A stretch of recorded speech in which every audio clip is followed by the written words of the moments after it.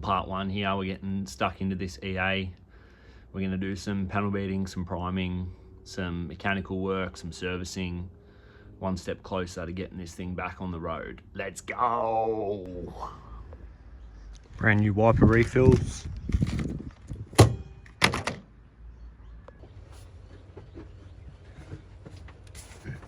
We're just going to change this. It's broken.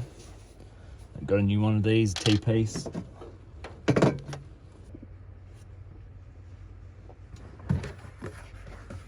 It's out of water too, for the washer bottle, bit of concentrate.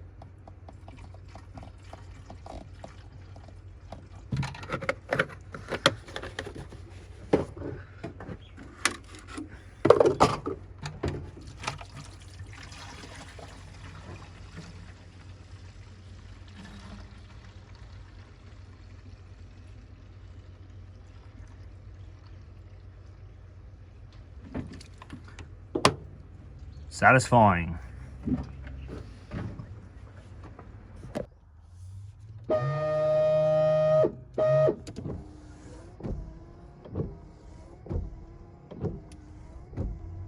Job done. Just strip the brakes down, taking the discs, the rear discs to the shop, get them machined, so we can fit the new rear pads. In the meantime, while we wait for that, let's fix that.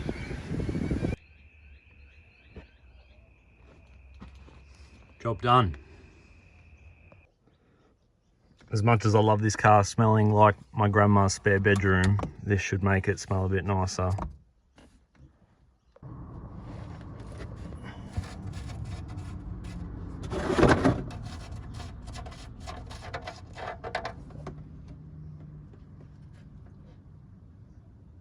Probably never been changed since it was new.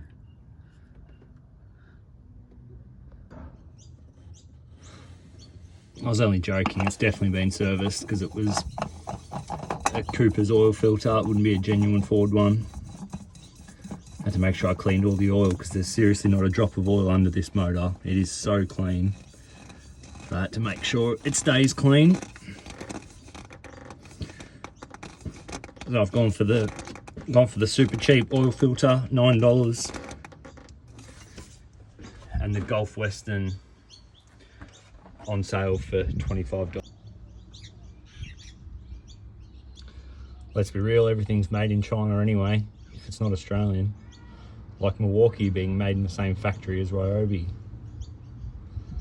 But this is 100% Australian owned oil going into 100% Australian Falcon. Doing a spark plug change. The old ones are pretty crusty. Very dirty. Got brand newies, NGKs. Don't know if Ford used these from factory, but if they did, they're genuine, but if not, they've probably been replaced. My $10 marketplace purchase. This is essential in every car I own.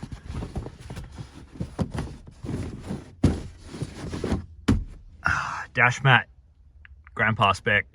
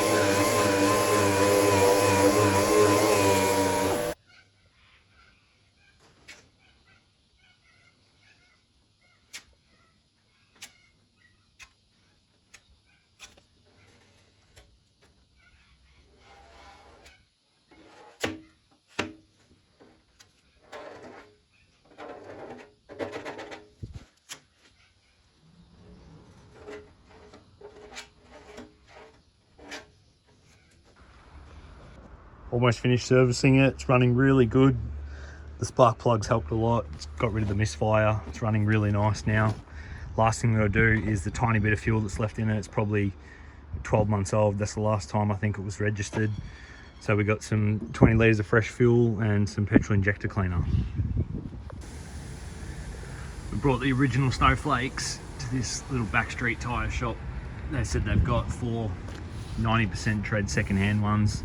So we're gonna put these on. Good for the budget EA. Replace, I reckon, these original Ford Bridgestones. Snowflakes are back from the tyre shop. Got 4 really good tyres, pretty much 80-90%. Really good. Let's get them on. Out with the old and cracked. In with the new.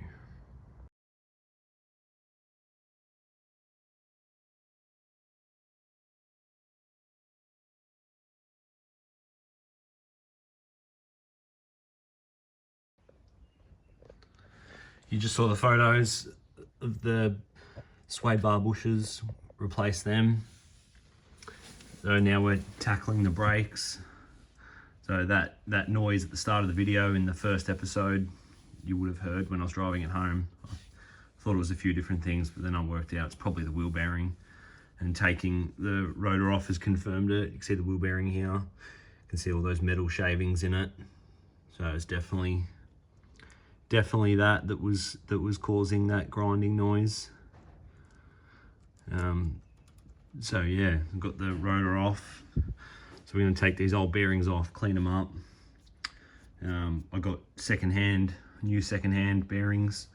We'll grease them up, and we'll see if that fixes it. We've got the new rotors here, new second-hand machined rotors, ready to go on. We've just sent away the calipers with a new seal kit to get them refurbished. So it'll have machined rotors, new pads, and rebuilt calipers. And those sway bar bushes were the only really bushes that needed attention in this. The rest of them are really nice. They're still all good. They're not cracked or anything, so they'll pass a roadworthy.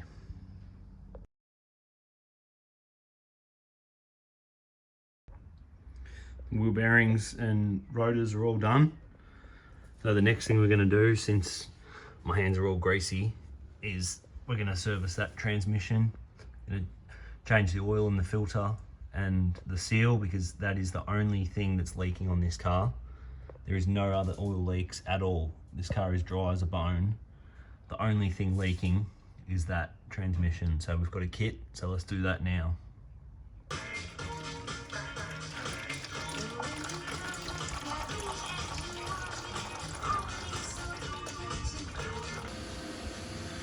New filters on, cleaned up the surface, ready for the new gasket.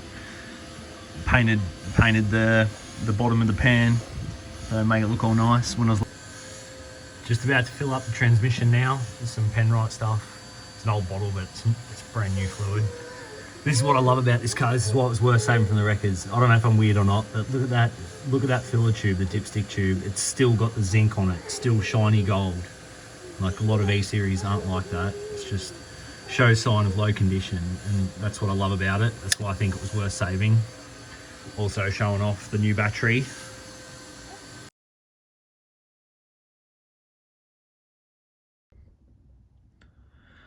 Just under here admiring this beautiful transmission pan, and just changed the fuel filter.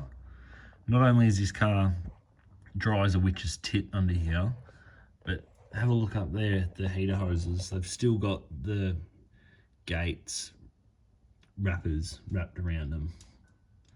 That's unbelievable.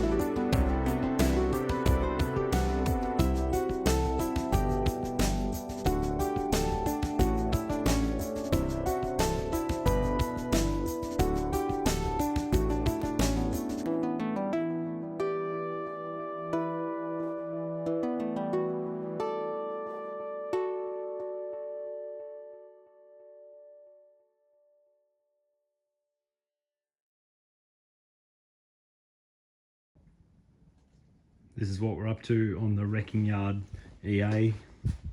As you saw the photos, we repaired the rust in the quarter, put it in filler, beautiful, nice sharp lines. We've rubbed it back, that quarter, rubbed this quarter back, rust is finished in this quarter as well. Picked up some damage on those two doors since we're painting them anyway because of the clear coat peel. Rubbed them all back, masking it up now for some primer. Let's bag it up.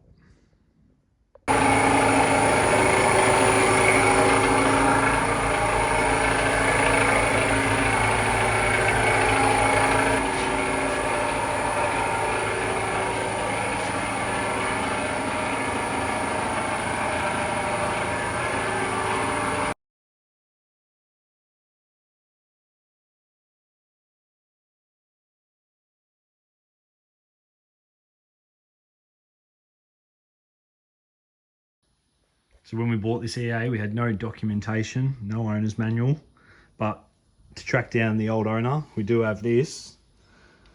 One Large Pizza, Player of the Day, Ethan Sammaritino, Hoppers Crossing area, Melbourne. If you know this person or you're watching Ethan, maybe you could fill us in. Was this your dad's or grandpa's car? That's the end of part 1. Thanks for watching. Tune in next time for part 2, where we finally paint this thing, do the last couple of roadworthy bits, and hopefully take it down, get it roadworthy, and maybe even screw plates on it. So thanks for watching. See you in the next one.